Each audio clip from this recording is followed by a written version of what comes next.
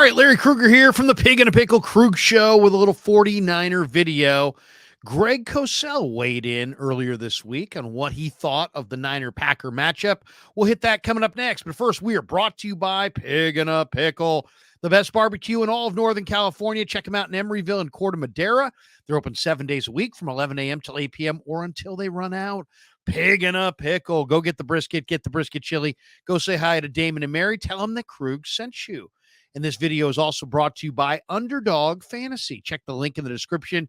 Use the promo code KRUG, K-R-U-E-G, and they will match you up to your first $100. All right, one of my favorite guys to talk ball with is Greg Cosell, NFL Films.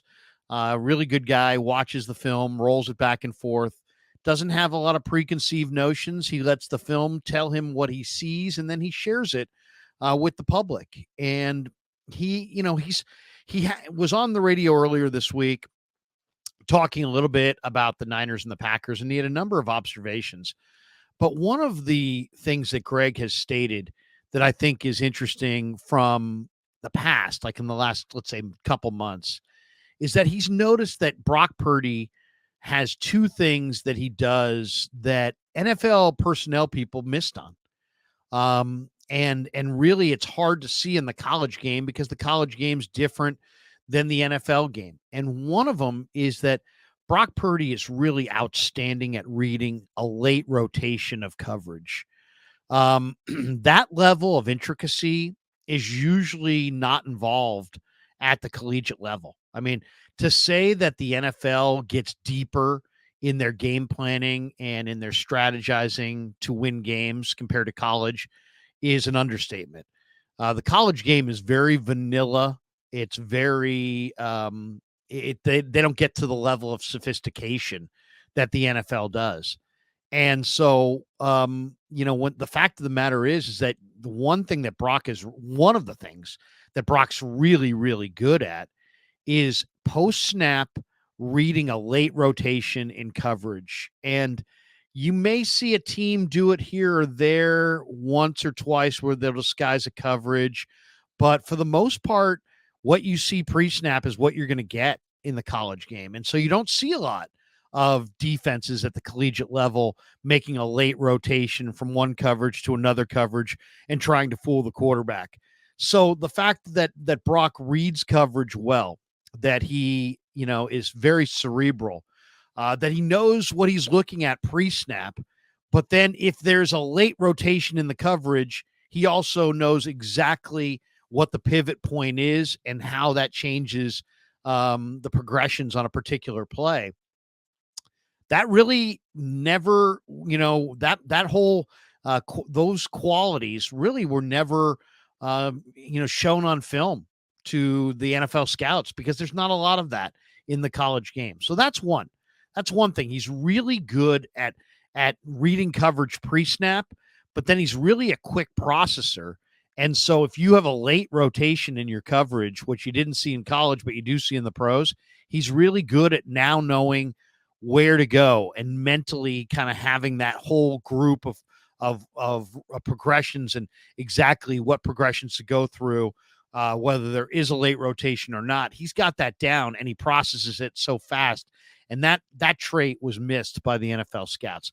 The other one is that, Brock Purdy throws with a very high level of anticipation.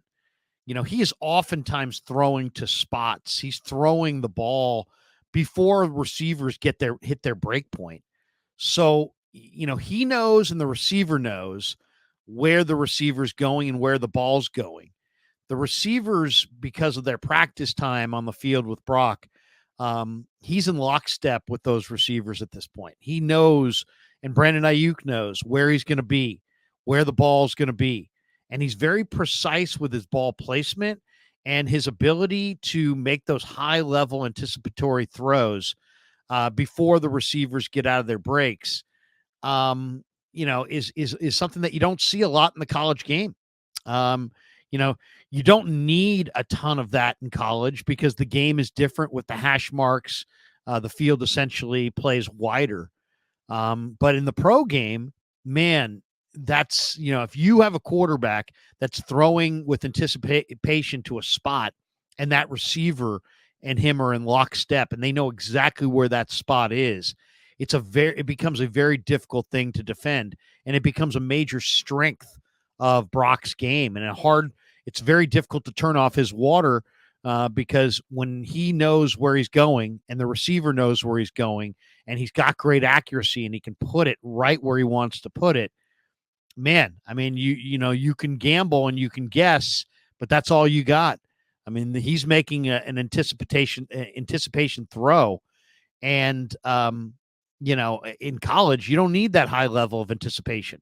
Um, but he really does those things consistently, and neither of those things necessarily showed up on his college tape, and thus NFL scouts really were unaware of his ability to make those kinds of plays. So those are two things that really stand out. But as far as it gets to Niners Packers, Greg had a number of interesting observations this week when he stopped by on the radio. One is that Matt LaFleur, the head coach of the Green Bay Packers, has a definite mindset, and his mindset is run the football. He really wants to establish the run. Very similar scheme to what the Niners run, so there's a lot of familiarity there. There's a lot of similarities, and that should help the Niner defense in preparation of for this game, because they're going against a Niner offense in practice that there are a lot of similarities to what Green Bay does. And LaFleur definitely wants to run the football. And like Kyle Shanahan, who uses a lot of shifts and a lot of motions and will motion across the formation and make defenses kind of reveal what coverages they're in, Green Bay does the same thing. They use a ton of motion across the formation. Aaron Jones is their runner, and they want to run the ball with Aaron Jones. And he's had 4 straight games with over 100 yards rushing. The other thing that really comes out when you were listening to Greg earlier this week break down the matchup is when it gets to Jordan Love, even though he's a very relatively young player, is really good pre-snap. He's got a good idea of what the coverages are, and he's digesting what he sees mentally pre-snap at a very, very high level. And not all quarterbacks do. Some quarterbacks, see it. Some quarterbacks don't. Greg, I mean, there's no question that Greg indicated that in his mind, Jordan Love is really good pre-snap. And then the combination of he knows where to go with the ball and he's mentally dialed in pre-snap. He also, has noticed that Love has become very precise this year with his ball location. And he'll occasionally make a number of throws off balance. One of his favorites is he loves to kind of drift back to buy himself more time. Jordan Love is not necessarily the biggest scrambler.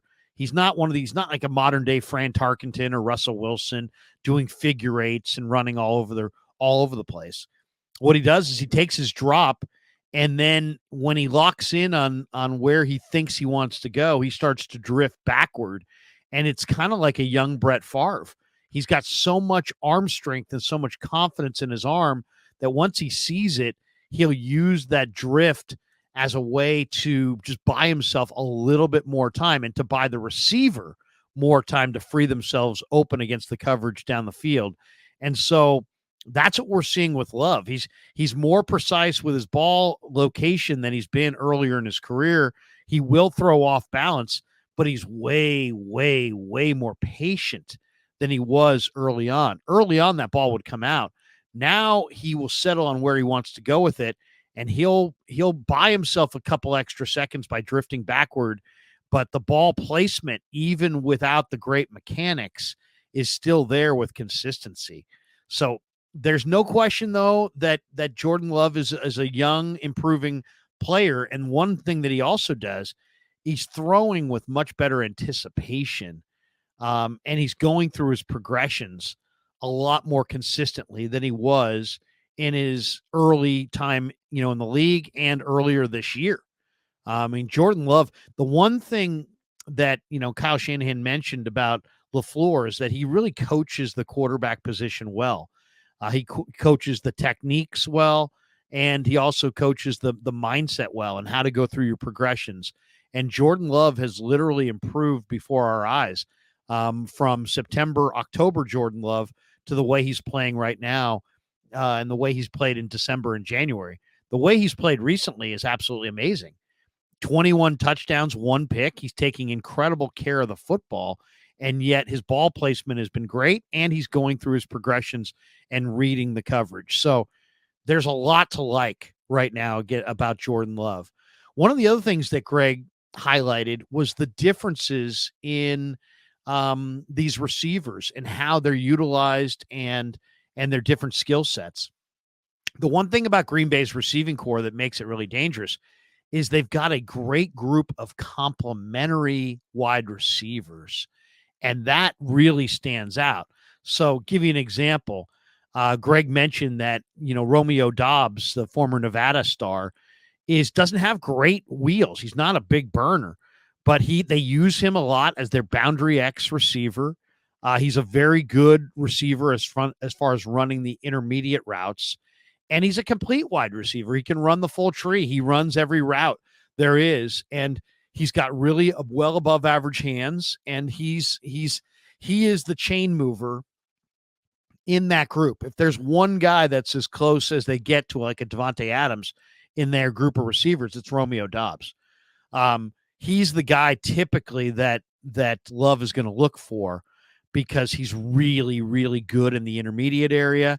And he's very, very good at catching the ball in a crowd, maintaining that concentration and moving the chains.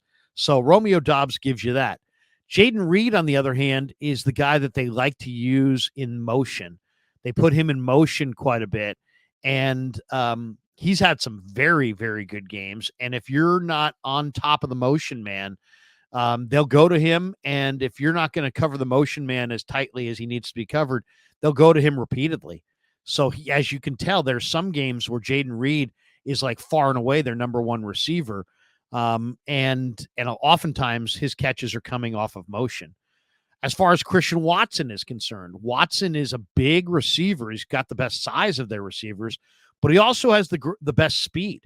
Watson runs a legit 4.3. He gives them that vertical dimension. Sometimes he'll be utilized to run off the coverage and to create space underneath for the other receivers. So he's not a high volume receiver as far as the number of catches. He hardly ever catches 6, 7, 8 balls in a game. But what he does is he catches balls for 40, 50 yards. He makes big chunk yardage plays, and he creates space underneath for the other receivers.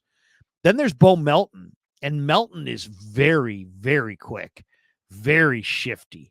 Another guy who he's got speed to get deep, but they really utilize him as a shifty receiver in the intermediate area of the field. And he can get some run after the catch because he can make one guy miss. He's very quick. He's a great stop-start guy with tremendous body control.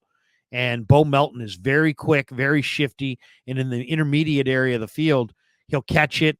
He'll make a couple of quick steps, and then he just attacks up the field. So that's kind of how he's defined. And then there's Dontavion Wicks from University of Virginia, who's a big-bodied guy, very strong. I mean, this guy definitely can block people in the run game. He's very, very physical. We're talking about 6'1", maybe 6'2", but 215 to 220 pounds. Very, very strong. Big kid, physical kid, and just a guy who can out-muscle you. And he'll make a play on the ball, on the high ball. He'll go up in a crowd. He's not afraid to catch it in a crowd and take a big lick. He'll hold on. So they use him as almost, he's a lot of times used on the out routes, and he's a very physical guy. And when he turns his shoulders and gets you kind of pinned, he's a hard guy to get around because he's got kind of a wide base and a big catch radius. So that's Wicks. Then there's Kraft, the tight end from South Dakota State. He's 6'5", big kid, but great soft hands and really understands the soft spot in the zone. Very productive player at South Dakota State. And then there's the tight end Musgrave. And as Greg indicated, Musgrave's, 6'6", But Musgrave also has great speed, and he can make, even though he's a 6'6" guy, he can make a play, in the red zone on the high ball, but he also can destroy you down the seam with great speed. There aren't too many 6'6" tight ends that run as well as Musgrave. So I thought that was interesting, the way he kind of broke down their receivers and their relative strengths and weaknesses. And then when they flipped the card and talked to Greg about the defensive side of the ball, he points out that the D line is really the strength of Green Bay's defense. It's not a great defense. They don't stop the run, at a very high level. They've given up like 4 different 200-yard rushing days to opposing running backs. So it's not like it's not like it's one of the top tier defenses in football. But what it is it's a very good defensive line. A lot of high picks here. Devontae Wyatt, first round pick. Kenny Clark, first round pick. Rashawn Gary, first round pick. They got 3 number ones on their front line. And Wyatt can rush the passer, and Kenny Clark is a monster. He can do it all. He can play the run or play the pass. Rashawn Gary is a big guy who moves exceptionally well. He'll get matched up mostly against Colton McKivitz in this matchup. First round pick in 2019. Rashawn Gary is a big man who moves like a small man. He's 6'4", about 280, but the movement skills of a man like 240. So Rashawn Gary, in a lot of cases, is, he's got that bulk, and he's heavy, and he's heavy-handed, and he can bull rush you, and he can be good against the run, or he can also, at 281 pounds or whatever he is, dip his shoulder and get the edge. So Rashawn Gary is a force when he's rolling. And then they have some young guys that have to be accounted for as well. Lucas Van Ness was their first-round pick this year. He wears number 90, high-effort guy. And then Carl Brooks, the 6th-round pick out of Bowling Green's, a 300-pounder who also can move exceptionally well. He's 6'3", 295 in that range, and Brooks is a very good mover. So there's no question that the strength of their D-line or the strength of their defense is their D-line. And, Preston Smith is a veteran edge rusher. He comes flying off the edge. And as far as Quay Walker, on the second level, and then on the second level, as I took myself out of there, on the second level, Quay Walker is the guy who really, has the movement ability. He was their first round pick in 2022. He's their right inside linebacker, 6'4", 240, makes a ton of tackles, very athletic. But he's much better going forward than he is going backward. And, so if you can get him isolated in coverage, you can make some plays against him. Devondre Campbell, who's a free agent, has been in the league a number of years at this point. He's 30 years old. He came into the league in 2016, fourth round pick in 2016. Good football player, but he's another guy that can be picked on in coverage. So to me, Kyle Shanahan's really good at making a defender the conflict defender. And I think Devondre Campbell, Quay Walker, and Jonathan Owens are the 3 guys that he's most likely to pick on. And as far as the secondary goes for Green Bay, they've had some injuries at cornerback, as Greg indicated. And Jair Alexander's battling an ankle sprain. He's going to go. He practiced this week, but he's not going to be 100%. Carrington Valentine is a 7th-round pick rookie at left corner. He obviously doesn't have a lot of experience, but he does have good size.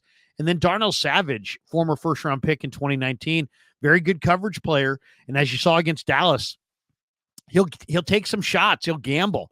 And if you don't account for where Savage is, he can make some big impact plays in the pass game. So just an interesting way that Greg kind of broke it down. The other note is that Kingsley Enagbare, number 55, their 5th-round pick last year, he's got the ACL. He's not going to go. So they lose another outside backer there with a lot of athleticism that was doing a lot of good things for them. You'll see a lot of Isaiah McDuffie as well, and on that second level. McDuffie was a 6th-round pick in 2021 out of Boston College. good football player, another guy who's real smart and is always seemingly in the right place at the right time. So that was Greg's breakdown on the offense and the defense. Green Bay has not been great at stopping the run. They've not been great on special teams. They're going to have to travel quite a bit here, from Green Bay to Dallas, back to Green Bay, now to San Francisco. They do have a young team, though, and they're relatively healthy, and they're starting to peak late in the year. And the quarterback's playing great, and he's in lockstep with a lot of these receivers as the season has progressed. And really the hot receiver in the second half of the year was Dontavion Wicks, their fifth-round pick this year out of Virginia, who's like, 6'1", 205 pounds, but very physical, very strong, and loves going to Wicks. And then, of course, Dobbs and Reed are also guys that he goes to regularly. So an interesting breakdown for sure from Greg Cosell. Thanks to Pig and a Pickle for being the title sponsor of the Krug Show. Thanks to Underdog Fantasy for sponsoring this video. And thanks to all you guys for supporting the Krug Show on YouTube.